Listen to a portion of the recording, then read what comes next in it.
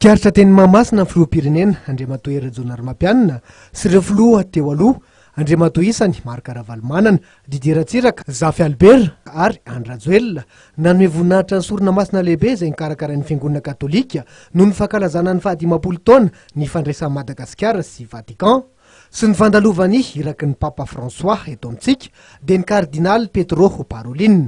Nahafahana namoy ny fampihavanana tokoa ity lanonana lehibe izay nitototsaina omaly ity.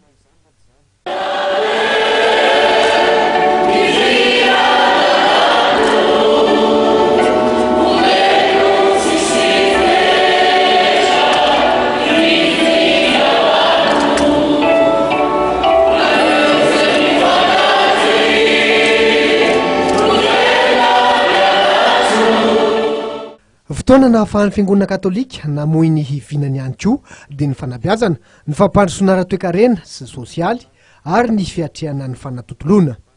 Vous devez être intransigeant pour la défense du droit et de la justice. Nanaiky ny tatitra ny avatry ny ekara eto Madagasikara any amin'ny Papa Ray Masina François, ny Kardinal Pietro Parolin.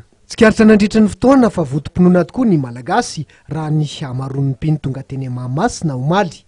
Nanamarika ny fotoana ny fanatitra lehibe izay nahitana ny vokatry ny tany. Teo koa ny fihetsika mirindra ho fanehoana ny fankasitrahana ny iraky ny Papa nataondreo olona miisa 300 avy amin'ny Toby Akamaso miisa 3 ary sahan'ny Hyper Pedro. Nanamarika ny fotoana ny fitsidihanareo mpino nataon'ny Kardinal Pietro Parolin.